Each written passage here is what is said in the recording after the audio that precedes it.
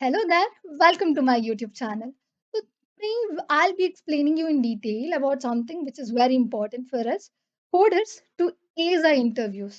तो आज मैं तुम लोगों को सिखाने वाली हूँ फ्लो चार्ट क्यों ज़रूरी है और कैसे पढ़े फ्लो चार्ट को और क्यों पढ़ना है फ्लो चार्ट को ये बताती हूँ।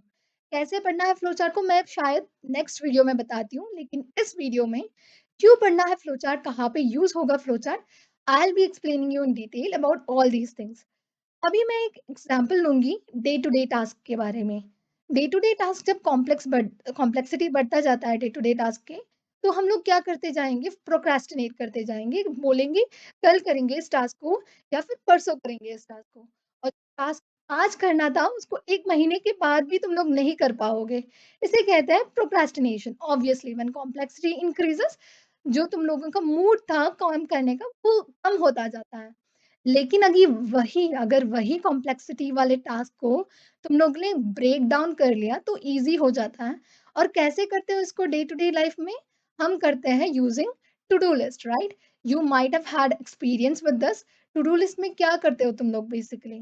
जो भी कॉम्प्लेक्स टास्क होता है उसको first task, second task, third task और फोर्थ टास्क में डिवाइड कर देते हो और उसके बाद उस टास्क को करने में स्टार्ट कर देते हो, है ना? सो यूजिंग दिस क्या होता है, जो कैओस था, कहाँ से शुरू करना है, कहाँ पे एंड करना है, ये खत्म हो जाता है। लेकिन अभी तुम लोग सोच रहे होंगे, यार फ्लो चार्ट में और टू डू लिस्ट में क्या संबंध है? संबंध है, इसलिए तो बता रही हूँ। देखो, to do list is also somewhere where you are doing a flow, है ना? फ्लो बना रहे हो, वैसे ही फ्लो चार्ट भी एक फ्लो होता है, जहाँ पे तुम लोग फ्लो चार्ट में अपने जो भी कोड के सॉल्यूशन है, उसका एक फ्लो बना के विजुअली रिप्रेज़ेंट करते हो। ताकि कॉम्प्लेक्सिटी रिड्यूस हो जाए और कंफ्यूजन और जो भी मैक्सिमम एरर्स हो सकते थे डायरेक्ट लिखने में, उसको कम कर सकते हो तुम लोग फ्लो चार्ट के ज़रिए। कम कर सको बेसिकली, है ना? So that is what flow chart is used for and flow chart क्या होता है मैं अगले वीडियो में बताती हूँ। लेकिन आज मैं ये बताना चाहती हूँ फ्लो चार्ट क्यों पढ़ना है तुम लोगों को। Let me say you some of my personal experiences. Interviewer अगर एक बैठा है तुम लोगों के सामने, तो तुम्हें ये जानना पड़ेगा कि उसको कौन-सा लैंग्वेज आता है। फॉर एग्ज़ाम्पल मान लो आई एम योर इंटरव्यूअर और तुम मेरे कैंडिडेट हो, तो तुम्हें आता है पाइथन, मुझे नहीं आता पाइथन, मुझे बहुत अच्छी तरह से आता है, वो है जावा लैंग्वेज। अभी मैं जो क्वेश्चन पूछती हूँ तुम लोगों से तो तुम्हें क्या करना है, उसको मुझे एक्सप्लेन करना है। मैं तो I won't expect you to write down the entire code on a sheet of paper and show it मी।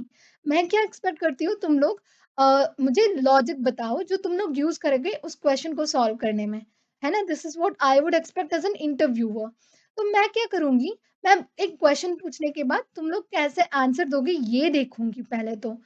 अभी तुम लोगों के पास ऑप्शन है। एक तो अगर तुम लोगों का कम्युनिकेशन बहुत स्ट्रॉन्ग है, तो through communication you can impress me by saying the logic that you would be using. अगर कम्युनिकेशन बहुत वीक है, तो क्या हुआ? ड्रॉबैक तो वहीं पे है। अगर फिर भी कम्युनिकेट करके बोलने की कोशिश कर रहे हो, तो मुझे तो बहुत बैड इंप्रेशन आ जाएगा तुम लोगों के ऊपर क्योंकि तुम लोग अच्छी तरह से एक्सप्लेन ही नहीं कर पा रहे हो।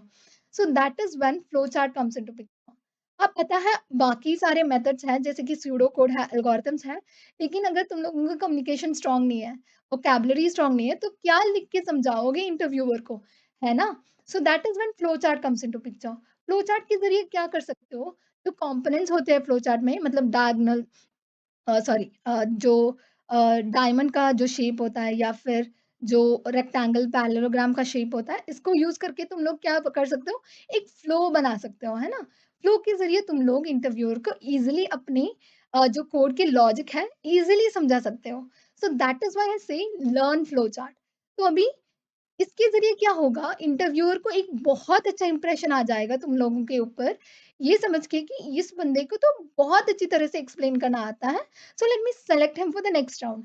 ऐसा इंप्रेशन क्रिएट करना चाहते हो तुम लोग, तो ऑब्वियसली तुम लोगों को पढ़ना पड़ेगा flow chart. Flow chart is necessary if you want to create a good impression on the interviewer, on you before the in front of the interviewer. So that is why I say learn flowchart before learning anything else. अगर तुम लोगों को अभी पढ़ना नहीं है, तो obviously छोड़ सकते हो, नेक्स्ट टॉपिक पे जा सकते हो, लेकिन तुम्हारा कम्युनिकेशन स्किल स्ट्रॉन्ग बनाना पड़ेगा तब तो तुम लोगों को, है ना? आई होप तुम लोगों को क्यों पढ़ना है फ्लो चार्ट, क्यों ज़रूरी है फ्लो चार्ट, ये सब कुछ समझ में आ गया होगा अब तक। I hope you learn flowchart, और फ्लोचार्ट आगे पढ़ने के लिए मेरे वीडियो से पढ़ना चाहते हो, तुम अभी के अभी लाइक करो, सब्सक्राइब करो, ताकि नेक्स्ट वीडियो जब मैं छोड़ती हूँ फ्लोचार्ट के ऊपर, नोटिफिकेशन आ जाए तुम्हें और तुम उसको अच्छी तरह से पढ़ लो, है ना?